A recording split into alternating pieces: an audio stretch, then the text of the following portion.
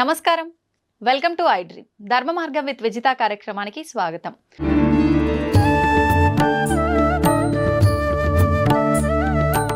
అయితే స్వామిజీ, ఇప్పుడు ఆహారం అన్నారు కదా, సాత్విక ఆహారం అని చెప్పి, అంటే మాంసాహారం తినే వాళ్ళు కూడా ఉంటారు. ఈ మధ్య కాలంలో అసలు మాంసాహారం తినాలని ఎక్కడ రాసి పెట్టలేదు. మాంసాహారం తినడం తప్పు, అది నిషేధం అని చెప్పి చెప్తున్నారు. మరి నిజంగా మాంసాహారం తినడం తప్పు అయితే మనకు కొన్ని ప్రాంతాల్లో దేవతలకే బలిచ్చి దాన్ని నైవేద్యంగా నివేదన చేసి తినే ఒక సాంప్రదాయం కూడా కొన్ని ప్రదేశాల్లో ఉంది. మరి మాంసాహారం నిషేధం అని ఎలా చెప్తారు? కరెక్ట్, మీరు అన్నది. దేవతలు బలి అడుగుతారు, ఆ బలి వాళ్ళకి ఇవ్వాల్సిందే. బలి ఇచ్చినారు, మళ్ళీ ఇచ్చిన దాన్ని ఇంటికి తెచ్చుకొని తింటున్న దేవుడు అలా తెచ్చుకో. నీ జిహ్వ చాపల్యానికి దాన్ని దేవుని పేరు చెప్పి బలి ఇచ్చి నువ్వే తింటున్నా. దేవత తింటుగా. కానీ దేవత కోడిని అడిగింది, మేకను అడిగింది, దున్నపోతును అడిగింది. ఓకే, ఏ మేక, ఏ కోడి, ఏ దున్నపోతు అనేది మనకు అర్థం కాక అవి ఇస్తాను. మనలో ఒక కోడి ఉంది, మనలో ఒక మేక ఉంది, మనలో ఒక దున్నపోతుంది. ఏంటి స్వామి వాటిని బలి ఇయ్యరా అంటుంది. అవేంటి? కోడి ఏమంటుందమ్మా? కుక్కు అంటుంది. కోరిక కోరిక కోరిక అని మనం అంటున్నాంగా. అవసరమైనటివి అవసరం లేనటివి దిక్కుమాలిన కోరికలు కోరుకుంటాండామే. నీ అతి కోరికలోనే ఆ కోడిని నాకు బలి ఇచ్చేరా. ఎంత నువ్వు కోరికలు తగ్గించుకుంటే నువ్వు అంత హ్యాపీగా ఉంటావు. కోరికలు ఉండాల్సిందే. అతి కోరికలు, దురాశ కోరికలు, ఆశ దురాశ అంటాం కదా, అత్యాశ, అవి ఉండకూడదు. ఆశ ఉండాల, కోరికలు ఉండాల. నేను బాగుండాలా, సమాజం బాగుండాలా, అందరూ బాగుండాలా. ఇది ఎట్లుంది? నేనే బాగుండాలా అనేది ఎట్లుంది? అటువంటి కోడిని నాకు బలి. ఇంకా మేక అదేమంటుంది చెప్పండి? శబ్దం చేసి చూపించాలా స్వామిజీ? మే మే మే అంటుంది. మై మై మై, నాది నాది నాది. అమ్మో, ఇంత అర్థం ఉంది. నాది కాదురా, మనది మనది అనడం నేర్చుకో. నీలో ఉన్న ఆ నాది అని అరిచే ఆ మేకను నాకు బలి. ఇంకా మీ తెలుగులో అంటారు, దున్నపోతు మీద వాన కురిసినట్లు. అవును అవును.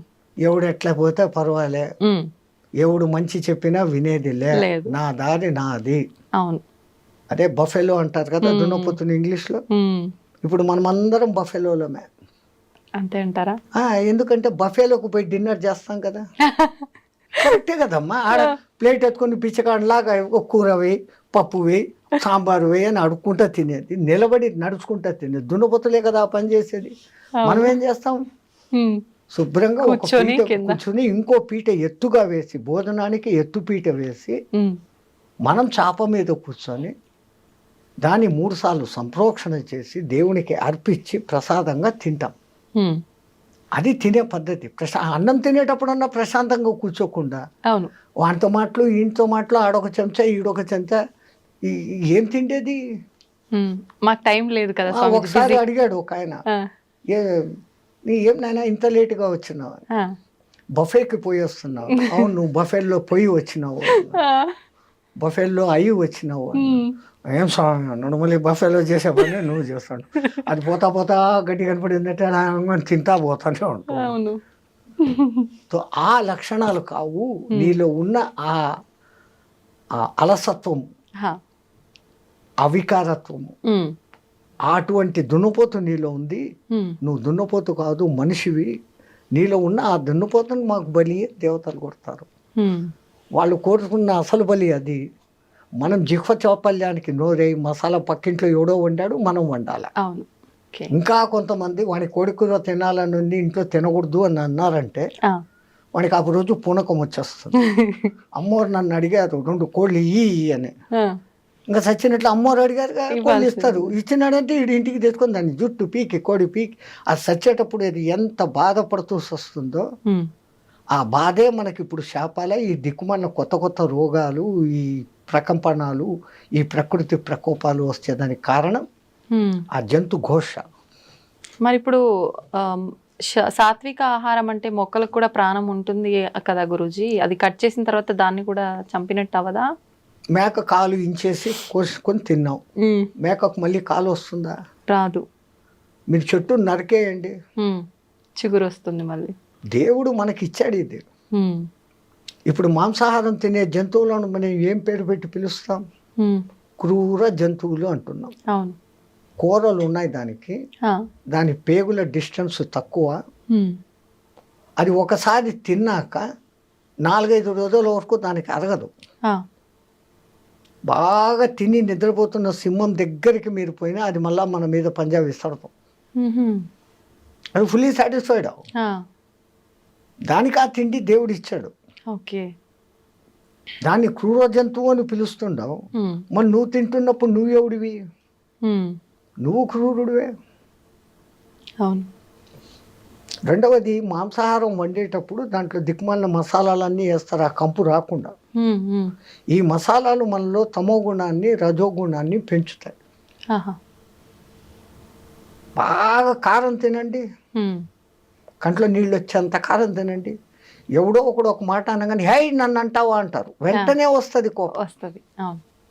ఈ కోప ప్రకోపాన్ని, కామ ప్రకోపాన్ని పెంచేది కారణం మనం తింటున్న ఆహారం. తో మనకు దేవుడు ఈ కాయగూడ్లు, పండ్లు ఎన్ని ఇచ్చాడు. మీరు అన్నట్లు నిజంగా దాంట్లో కూడా ప్రాణం ఉంది, కానీ దాంట్లో మళ్ళీ చిగురించే శక్తి ఉంది. దీంట్లో అట్లా లేదు. అది ఒకసారి చచ్చిపోయింది, ఇంకా మళ్ళీ అది బతకదు. అది అయితే ఇప్పుడు మనం తీసుకునే ఆహార ప్రభావం వల్లే మనకు వచ్చే ఈ ఆరోగ్యానికి సంబంధించిన ఇబ్బందులు అనుకున్నాం కదా స్వామీజీ. మరి ఇప్పుడు చాలా వరకు మనం చేసుకున్న కర్మలను బట్టి మనకు ప్రతిదీ వస్తుంది అంటాం కదా. అంటే కొంతమంది ఎటువంటి ఆహారం తీసుకున్నా కూడా మంచిగా ఉన్న వాళ్ళు ఉంటారు, అన్ని రకాలుగా మంచి పూర్తి హెల్తీ ఫుడ్ తీసుకున్న వాళ్ళు కూడా అనేక రకాల ఇబ్బందులకు గురవుతుంటారు. వాళ్ళ కర్మలను బట్టి ఉంటుంది. ఓకే. గత జన్మ కర్మానుసారం వాళ్ళకి ఏం జరగాలనో అవి జరుగుతుంటాయి. ఓకే. అయితే స్వామీజీ ఇప్పుడు ఈరోజు పేపర్లో మీరు చూసి ఉంటారు, యాంటీబయాటిక్స్ ఎక్కువగా ఇస్తున్నారు జంతువులకు, అవి త్వరగా గ్రో కావాలని, అవును అవును, ఎక్కువ బరువు తూగాలని. అవి ఆ బయోటిక్స్ దాని మాంస కణాలలోకి చేరి మనం తింటున్నప్పుడు ఆ యాంటీబయాటిక్స్ మనకి నెగటివ్ రోగాలు తెచ్చేదానికి కారణభూతమైతాయని సైంటిస్టులు చెప్తున్నారు. Okay okay. అంటే మాంసాహారం తినకుండా ఉండడమే ఉత్తమం. సరే, ఒక్కటి మీకు మాంసాహారం ఇష్టమే, ఆ జంతువులు తిన్నట్లే మేక పులి తిన్నట్లే, మేకను పులి తిన్నట్లే పచ్చి తినండి ఒకసారి. అమ్మా, అలా ఎలా సాధ్యపడుతుంది? బస్ హోగా, వెగటు పుట్టేస్తుంది ఒక్కసారి పచ్చిది మీరు తినగలిగినారు. ఒకవేళ ఒక 1/2 కిలో తిన్నారు అంటే 3 రోజులు అనారోగ్యంతో బాధపడతారు. It will not digest. దాన్ని చండాలంగా ఉడకబెట్టి దాంట్లో ఏందేందో మసాలాలు వేసి మిగిలితే మళ్ళీ ఫ్రిడ్జ్లో పెట్టి 2వ దినం వేడి చేసి ఇట్లాంటి ఫుడ్లన్నీ తినడం మూలంగానే మన మెటబాలిజం, టైం క్లాక్ అన్నీ దెబ్బతింటాడు.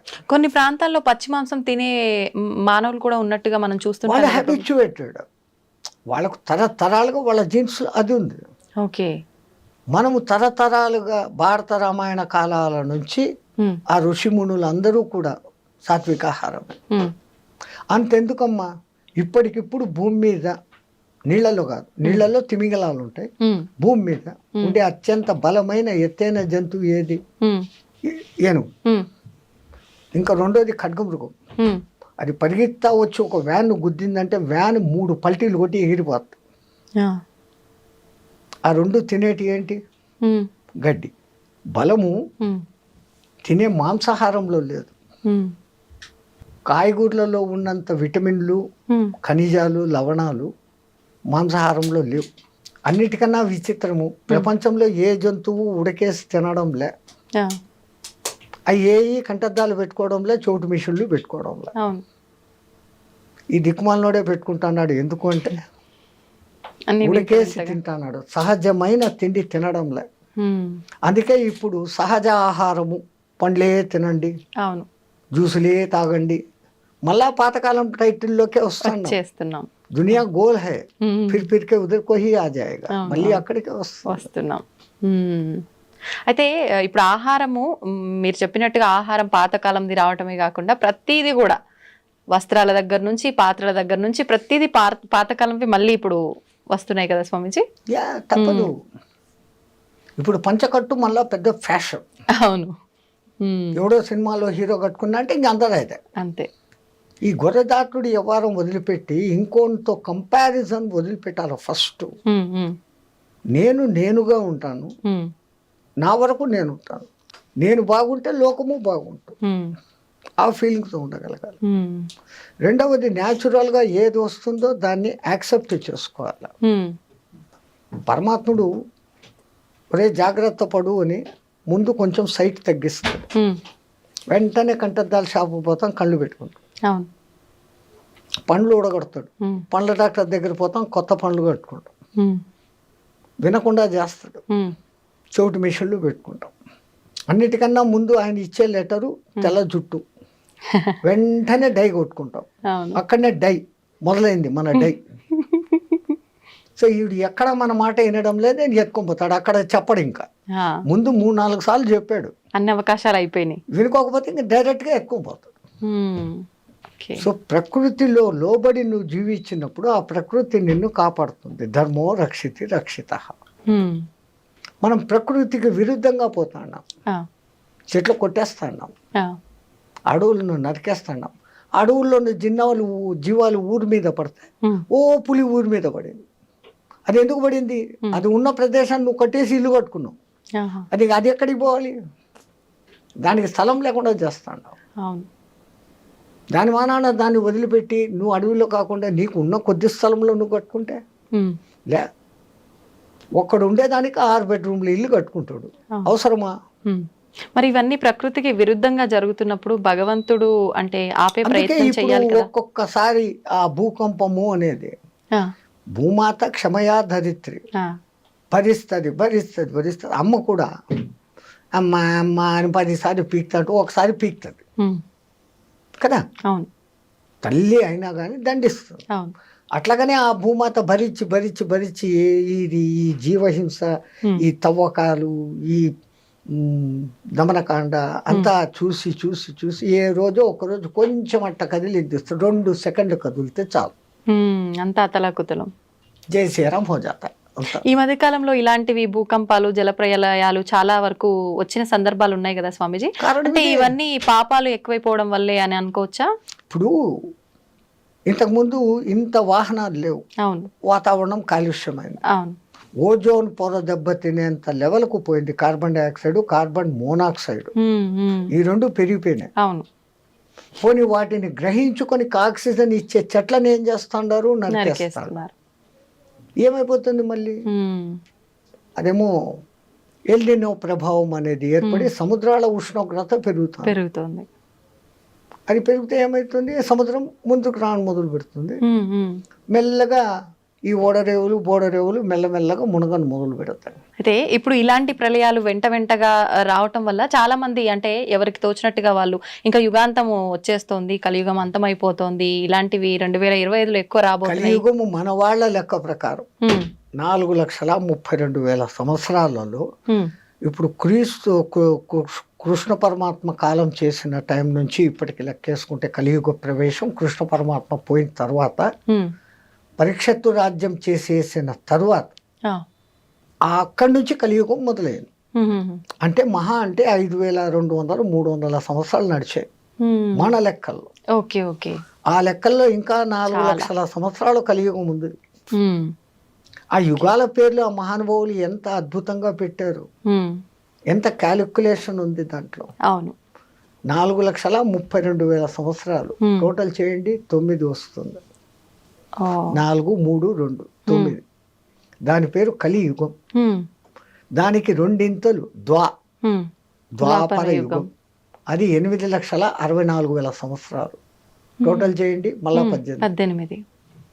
కలియుగానికి 3 ఇంతలు త్రేతాయుగం, 12,96,000 సంవత్సరాలు టోటల్ చేయండి, 18.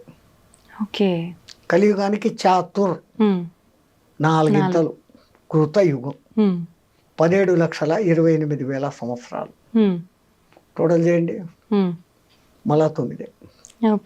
ఈ 4 యుగాలు కలిస్తే ఒక్క మహాయుగం. దాని టోటల్ ఎంత వస్తుంది? 43,28,000 సంవత్సరాలు టోటల్ చేయండి, మళ్ళా 9. 9 అనేది సర్వం ఖలిత్వం బ్రహ్మ. 3, 6, 9 సంఖ్యలకు ఎంతో ప్రాధాన్యత ఉంది అని మన శాస్త్రజ్ఞులు చెప్తే మనం నమ్మం. శంఖంలోంచి తీర్థం వస్తే బాగుంటుంది, ఇంగ్లీష్ వాడు చెప్తే నమ్ముతాం. అంతే. ఓ టెస్లా అనే ఒక ఇంజనీరు ఫారెన్లో, ఆయన ఈ 3, 6, 9 ప్రకారమే యూనివర్స్ అంతా కూడా నడుస్తుందని ప్రూఫ్స్తో చూపించాడు. ఆ అంకెల విచిత్రం కూడా అంతే తమాషాగా ఉంటుంది. రెండో ఎక్కాన్ని మీరు క్యాల్కులేట్ చేయండి. 2, 4, 6, 8. అది 3తో కలిసినప్పుడు 6 వచ్చింది. 2 3 6, 2 4 8, 2 5 10, మళ్ళా 1, 6 20, 2 6 12, మళ్ళా 3తో కలిసింది. 3తో వస్తుంది.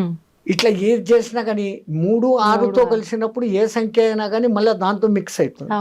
అది కానప్పుడు అది వివిధ సంఖ్యలను చూపిస్తుంది. 1 నుంచి 9 వరకు అంకెలేసి 3ను రౌండప్ చేయండి, 6ను రౌండప్ చేయండి, 9ను రౌండప్ చేయండి. మిగతాటి క్యాలిక్యులేషన్ చేస్తే ఈ 3, 6, 9తో కలిసినప్పుడు అది ఆ సంఖ్యను చూపిస్తుంది. మిగతాటప్పుడు అంతా తమ ఇండివిజువల్ నెంబర్స్ చూపిస్తుంది. 3 3 9, 3 4 24, మళ్ళీ 6. అది అంతా 3 6 9 చూపిస్తుంది. ఇంకో సంఖ్యను చూపించట్లే. అట్లాగనే 6వ ఎక్కం తీసుకోండి. 6 2 12, 3, 6 3 18, 9. అవే రిపీట్ అవుతాయి. ఇంకా 9వ ఎక్కం అయితే మీరు ఎంత పెద్ద సంఖ్యని హెచ్చవేసి దాన్ని సింగిల్ డిజిట్కు తెస్తే ఇట్ విల్ బికమ్ 9. సర్వం ఖలిద్వం బ్రహ్మ, అంతా బ్రహ్మలో కలిగిపోతుంది అనే దానికి ఆ సంఖ్య సూచకం. సర్వం ఖలిద్వం బ్రహ్మ. అందుకే నవవిధ భక్తి మార్గాలు అని, నవగ్రహాలు. అసలు మన వాళ్ళు జపమాల 108 పూసలు ఉండాలి, అర్ధమాల 54 పూసలు ఉండాలి, నక్షత్రమాల 27 ఉండాలి. ఏది చెప్పినా కానీ 9. అట్లాగనే పూజలు అష్టోత్తర నామావళి, శతోత్తర నామావళి, అన్ని అష్టాదశ పురాణాలు, మహాభారతం 18 పర్వాలు. వ్యాసుడు వాడికి 18 సంఖ్య ఎంత ఇష్టం అంటే మహాభారతం 18 పర్వాలు, కురుక్షేత్ర సంగ్రామం 18 రోజులు, దాంట్లో అన్నిటికన్నా ఆణిముత్యం భగవద్గీత 18 అధ్యాయాలు. కురుక్షేత్రంలో పాల్గొన్న అక్షోహిణుల సంఖ్య 18. ఈ దిక్కు 11, ఈ దిక్కు 7 అక్షోహిణులు, 18 అక్షోహిణుల సైన్యం. అక్షోహిణి అంటే కూడా మళ్ళీ 9 వస్తుంది. ఇన్ని వేల రథాలు, ఆ రథాలకు ఇన్నింతల ఏనుగులు, ఇన్నింతల గుర్రాలు, ఇన్నింతల కాల్బలం అనే లెక్క ఉంది. ఆ లెక్క తీసుకుంటే మళ్ళీ అదంతా కూడా 9. ఆఖరికి మహాభారతం యుద్ధం అయిపోయినాక మిగిలిన మహాయోధులు కూడా 9 మందే. అంటే ఇదంతా ఒక ప్రణాళిక ప్రకారం జరుగుతుందా Swamiji? Universe moving along the calculation of 369. మీరు ఆయన టెస్లా గారి పుస్తకాలు రెఫరెన్సులు చూసి మీరు వచ్చింది కదా ఇప్పుడు ఈ గూగుల్ దాంట్లో చూసినారంటే ఆయన దాని గురించి ఇచ్చిన వివరణ బ్రహ్మాండమైన వివరణ. ఈవెన్ పిరమిడ్ నిర్మాణంలో కూడా 3 6 9 కనెక్షన్ ఉంది. అంతెందుకు మన శ్రీచక్రం, అమ్మవారి శక్తులు 5, అయ్యవారి శక్తులు 4, 5 4 9. అసలు గురుపూసలు 108 పెట్టి ఒకటి గురుపూస అని పెడతారు, జపం చేస్తామంట. చేస్తే ఏమొస్తుంది అని అంటారు. ఇప్పుడు మన బతుకులంతా ఎక్కడుండే 27 నక్షత్రాల్లో ఉన్నాయి. ఒక్కొక్క నక్షత్రానికి 4 పాదాలు, 27 × 4 108. మనం 12 రాశుల్లో 9 గ్రహాల మధ్య బతుకుతాను. ఒక గురువు దగ్గర సరైన మంత్రదీక్ష తీసుకొని జపం చేస్తే నీ రాశి దోషాలు, నక్షత్ర దోషాలు, గ్రహ దోషాలు పోతాయి అనే దానికి ఆ సంఖ్యను పెట్టి ఆ అర్థంతో పెట్టినారు. అయితే ఇప్పుడు ఎవరికి తోచినట్టు వాళ్ళు ఇప్పుడు ఇలా వీడియోల రూపంలో ఎవరైనా చెప్పింది పట్టించుకొని ఆ మంత్రం కానీ శ్లోకం కానీ ఎవరికి వారంటే పలానా ప్రాబ్లంకి ఈ మంత్రం పారాయణ చేయండి, జపం చేయండి అని చెప్తూ ఉన్నారు. అలా ఎవరికి వాళ్ళు చేసుకుంటున్నారు గురు ఉపదేశం లేకుండా. అది నిజంగా ఫలిస్తుందంటారా స్వామీజీ? దాని ఫలితం చాలా లేట్ అవుతుంది.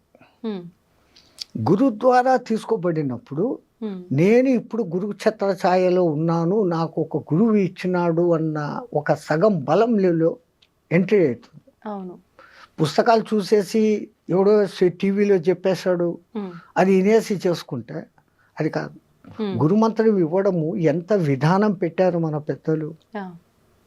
ముందు వాడు మంత్రం తీసుకునేకి అర్హుడా కాదా అనే దానికి ఆ కాలంలో కొంతకాలం నా దగ్గర సేవ చేయి, ఆ తర్వాత నీకు దీక్ష ఇస్తాననే వాళ్ళు గురువులు. ఊరికి ఇచ్చే వచ్చి ఏదో 10,000 డబ్బులు తీసుకో దక్షిణ, ఇన్ని పండ్లు బట్టలు తీసుకో, ఇచ్చే మంత్రం అంటే ఇచ్చేస్తుంటారు. అందున నీకే దేవుడు ఇష్టమో అడిగి ఆ మంత్రం ఇస్తుంటారు. అట్లా జరగదు ఆ కాలంలో. అసలు ప్రశ్నోపనిషత్తులో ఎంత అద్భుతంగా చెప్పాడమ్మా. గర్గముని కొడుకు, గౌతముని కొడుకు, ఒక రాజు కొడుకు, ఇట్లా 6 మంది మహర్షులు అడవిలో పిపిలాద మహర్షిని వెతుక్కుంటూ వస్తారు. ఆయన కనపడినాక దండ ప్రమాణాలు చేసి చేతికి దర్భలు ఇస్తారు. ఆ కాలంలో అది సవిత్ప్రాణి అయిపోవాలా. వాళ్ళకేం కావాలా? ఆవులు, గడ్డి, ఈ 2 కావాలి.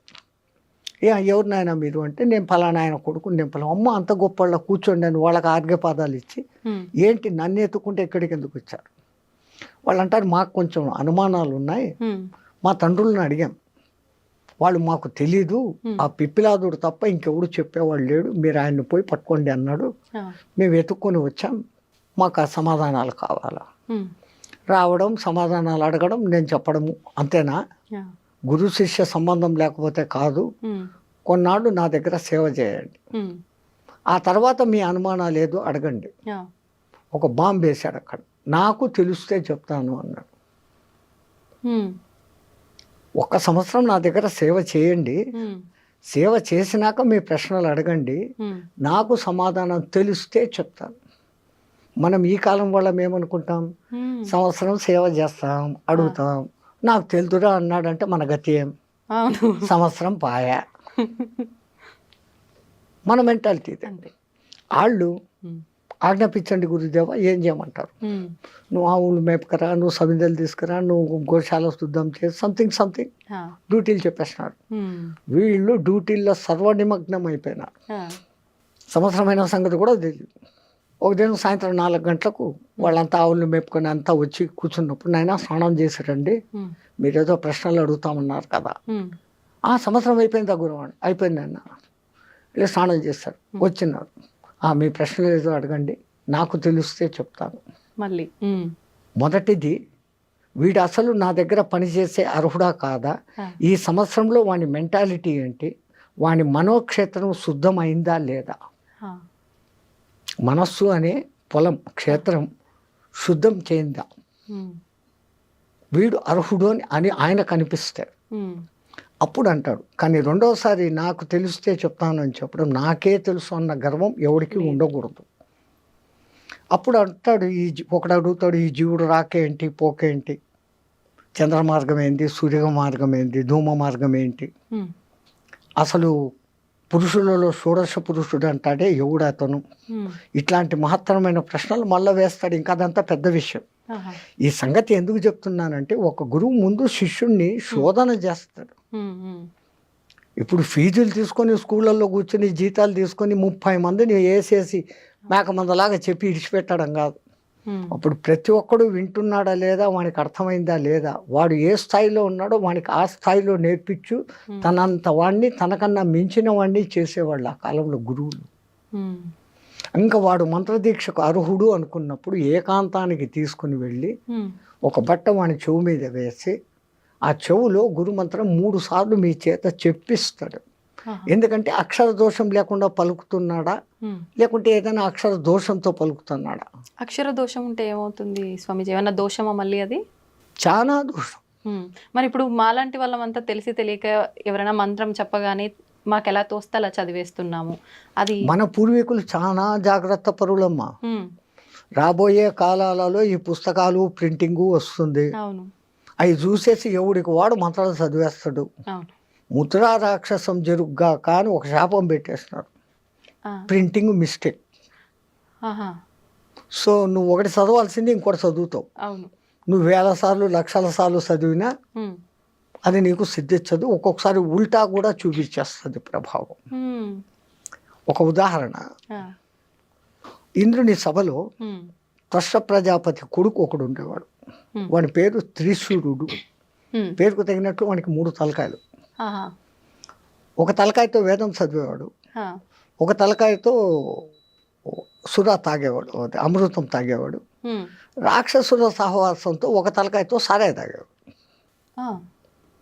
ఇంద్రుడు ఎన్నోసార్లు నువ్వు త్వష్ట ప్రజాపతి కొడుకురా, ఇదేం దుర్మార్గం బుద్ధి, తాగకూడదు. హ్మ్. ఆడు ఇనుకోలే. ఇంద్రుడు 3 తలకాయలు నరికేశాడు. త్వష్ట ప్రజాపతి కోపం వచ్చింది. ఆయనకు ఉన్న శక్తి ఇంద్రుడిని చంపేంత శక్తి కాదు. ఇంద్రుడు అంటే మీకు ఈ సినిమాల్లో చూపించే ఇంద్రుడు కాదు. హ్మ్. ఎవడో తపస్సు చేసుకుంటా పాడు చేసేదానికి అవును. రంభ ఊరోసుని పంపాడు, ఆ. ఏమో చేశాడు అని మనకి ఈ కథలే తెలుసు. అవును. ఇంద్రుడు అంటే ఎటువంటి వాడు అంటే, ఒకడు తపస్సు చేస్తుంటే హ్మ్. వాడిలో ఇంకా కామము క్రోధము ఉందా లేదా హ్మ్. అని టెస్టింగ్ చేస్తాడు. హ్మ్. హ్మ్. ఆ టెస్టింగ్లో వాడు ఓడిపోయినాడు అంటే, వాడు పూజ అర్చన చేస్తున్న ఏ దేవునికైతే తపస్సు చేస్తున్నాడో వాడి దగ్గరికి పోయి హ్మ్. వాడిలో ఇంకా కామ క్రోధాలు పోలే, ఇప్పుడే వరం ఇయ్యద్దు, హీఈస్ నాట్ ఫిట్ అని చెప్పే డ్యూటీ ఆయనది. ఇప్పుడు మాలాంటి వాళ్ళ ప్రతి ఒక్కరు చేసే పూజల్లో కూడా ఇలానే జరుగుతుందంటారా? ఇంకా వినండి ఇది. ఆ, ఆ. ఆయన తనకున్న శక్తులన్నిటినీ ధారపోసి ఒక యజ్ఞం చేసి ఒక మహారాక్షసుడిని పుట్టించాడు, వృతాసురుడు అనేవాడిని. వృతాసురుడు. నీకు మంత్రం చెప్తా, దాన్ని 7 రోజులు నిత్యపారాయణ చేయి, హ్మ్. నీకు ఇంద్రుని చంపే శక్తి వస్తుంది అని. ఆ మంత్రం ఏందో చెప్పు అంటాడు. హ్మ్. ఇంద్రశత్రువు వివత్వ స్వహ అంటాడు ఆయన. అర్థం ఏంటి? శత్రువు అయిన ఆ ఇంద్రుడు నా చేత చచ్చిపోగాక అని దాని అర్థం. ఆహా. కానీ ఆ రాక్షసుడు చదివేటప్పుడు ఇంద్రాశత్రు వివద్వ స్వహ అన్నాడు, దీర్ఘం తీశాడు అంతే.